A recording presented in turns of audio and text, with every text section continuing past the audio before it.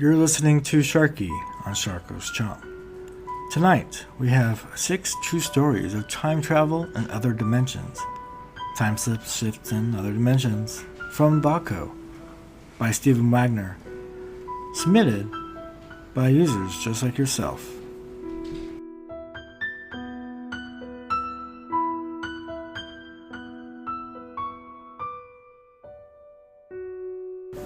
Instant Replay, submitted by Ryan Bratton.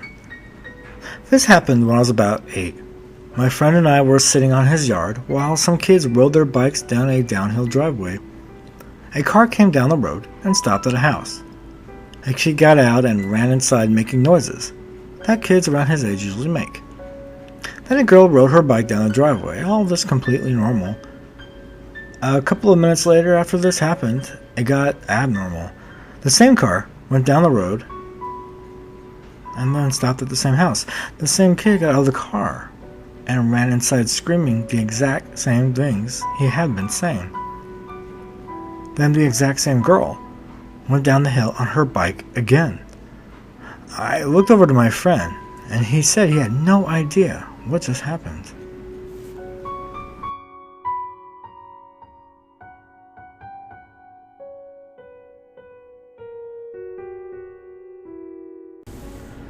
Lagoon Mystery, submitted by Jacob Deadman.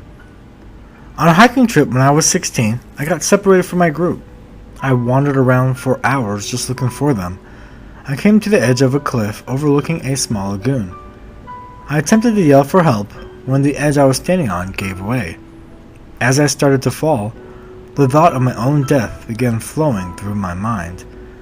Before I reached the halfway point of my fall, I saw a strange shadow approach me out of the corner of my eye. The form of a black-haired woman appeared from the shadow, dressed in what appeared to be animal hides. Her eyes were what I noticed most, though. One a silvery blue, and the other a glowing green. She grabbed a hold of me in her small but strong arms, and our fall began to seemingly slow. We landed softly, almost like a feather, next to a small lagoon. I asked her if she was an angel. She just smiled at me and said no. All she told me was that this place belonged to her. Then she turned and walked into the shadows of the forest and then disappeared. I shortly met up with my group and told them what had happened. They laughed at me and said no place like the lagoon was even around here, and we went home. I returned to the next weekend determined to find her. I retraced all my steps, but the lagoon and the cliff were gone.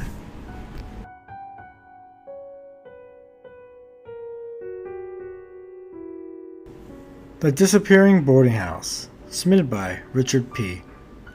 This is a story of my mother's experience that took place near her home in Jersey City, New Jersey, during the mid-1930s. My great-grandfather, Valentine, was living in a boarding house a few blocks from his daughter, my grandmother, Sarah. One day, Sarah got word that her father was not only about to be evicted, but was about to be committed to a mental institution. When she got to the boarding house, my great-grandfather was shaking and drooling. She looked at her dad and said, "Pop, do you want to come live with me?" Her dad inquired, "Do you have the room?" She replied, "We'll make room."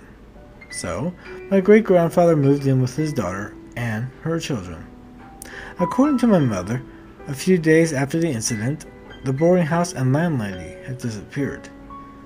There had been no explosion, it was not torn down, not moved, not anything.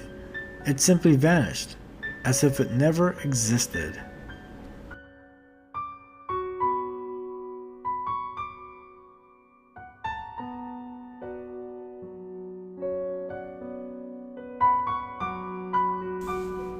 Londyn Timeslip, submitted by Ronnie M.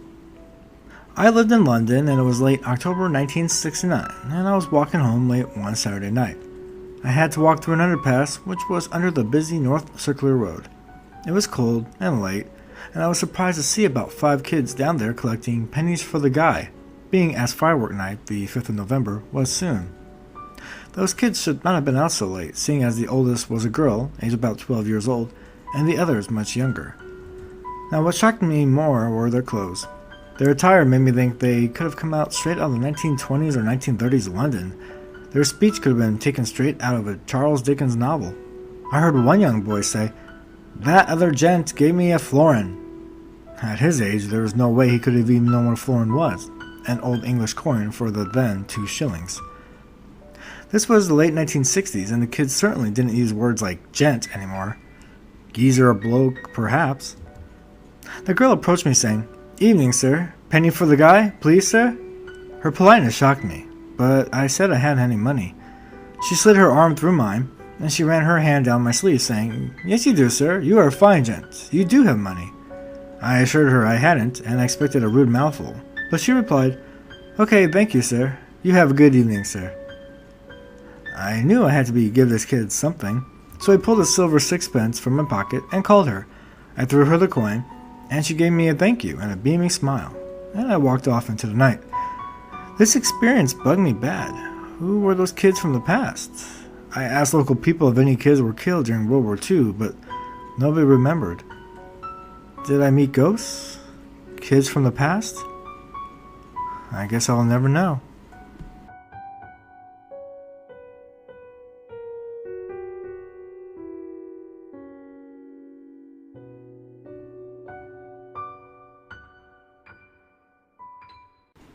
Lost Time in Ohio, submitted by Douglas. Now this takes place in Austintown, Ohio, on Route 76 back in 1981. I was 20. Dad asked me if I wanted to look at a house that was for rent. The next morning, we went to his mom's house at 5 a.m. for some coffee. She asked me what we were doing out so early, so Dad told her that we were meeting a realtor at 6. At 5:30, we left getting to the house a couple minutes before 6. As we pulled into the drive, we noticed that the yard had not been cared for. The house was a rectangular 2-story dwelling with front windows only on the 2nd floor. As we got out of the van, it was quiet. A calm day, except for 2 kids laughing in the backyard. We figured it was the neighborhood kids from across the street. Now, as we approached the back of the house, there was a swing set with 2 swings. Now here's where it got weird. They were swinging in opposite directions with nobody on them. Now there was a laughter of a boy and a girl. Another quick glance and the swings were still. Dad asked me had I seen that. I had. We proceeded back to the side of the house. Now we passed the garage. It had 2 wooden doors with small glass panes. We looked in the window. The garage had dirt floors and was pretty empty. We walked up to the side porch. The door there was unlocked, so we went inside. Dad turned on the switch, but no lights came on, and I tried a few with no luck. The inside of the house was weird. There was a large room with doors branching off. The living room was like none I had ever seen. It was about 10 by 40, with no windows, except for the small one in the door. I went back into where Dad was. He was trying to open the basement door, which was locked.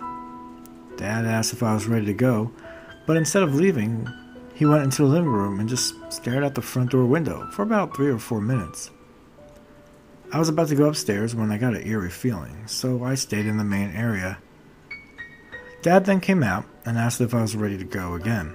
Now, at that point, Dad made the remark that we hadn't tried that door, but we had.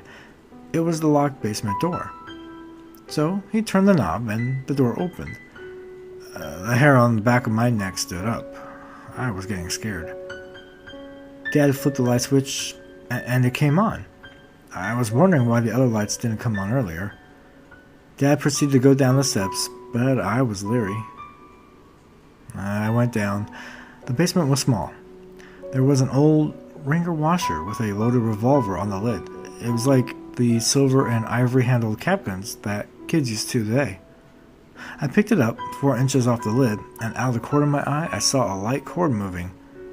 Then the lights went out, and the door slammed shut.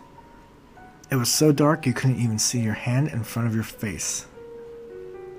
I felt aimlessly for my dad, holding his shirt, as we went upstairs. At the top, he stopped, and let out a blood-curdling scream. It made my blood run cold. I pushed him, and he pushed the door open. Now all the lights were on, and it was dark outside. After jumping in the van, Dad turned on the headlights. The garage doors were open. There was a lamb lying on the dirt floor with his throat slashed, jerking violently. Blood was running into the dirt. When we arrived back at my grandmother's, it was 2:30 a.m. She had asked where we had been all day. We had lost 21 hours in the 5 minutes time in the basement. Later, we drove past the house and all the doors were shut and the lights were out. When I would ask Dad about what he had seen, he would cuddle in the corner and shake like a crying kid. To this day, I don't know what he saw and I don't want to know. Since he had passed away, now I will never know. When I went back in 1987 to see if the house was still there, it was, and it was boarded up. There was a large FBI sign on the house stating that, for your own safety, to stay out.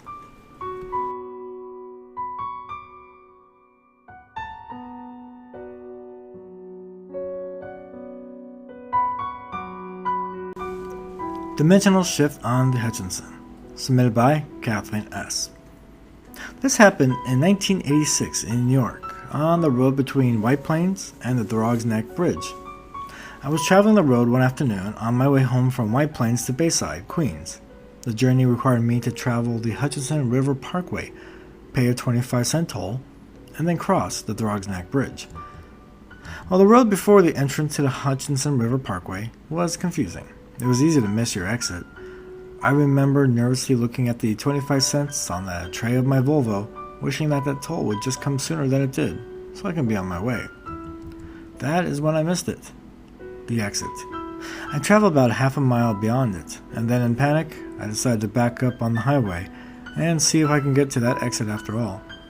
I backed up with oncoming traffic behind me, swerving the car to the shoulder to make that exit amid beeping and skidding. But I attained the exit with no damage. Now, just as I reached the Hudson River Parkway and got on it, I heard that siren. It was a highway patrol car coming after me. I figured he witnessed my crazy driving move. As I was pulled over, I looked into the rearview mirror. The policeman that was getting out of the police car was the scariest one I've ever seen. Never mind the boots and the hat and the glasses, I don't know. He just looked completely mean. I looked down at my lap and said out loud, "Dear God, I'd rather be anywhere but here." I went into my pocketbook to get my license, and when I looked up, my car and I were sitting on the side of the entrance to the Throg's Neck Bridge, well beyond the Hutchinson River Parkway, which I hadn't even driven yet. The 25-cent toll was still on the tray in my car. I had this funny feeling that I was frozen, and I did feel stiff, so I flexed my wrists, rubbed my eyes, and looked again. No, I was still on the entrance to the bridge, a good 20 miles beyond the Hudson River Parkway. But in order for this to happen, my car and I would have had to been lifted in the air and then placed back down, 20 miles up the road. After sitting for about 20 minutes in shock, I put the car in gear and drove over the bridge. Just beyond the bridge was my neighborhood. I always wondered what the cop saw. Like, did he see me vanish? Did it just unhappen for him? I will never know.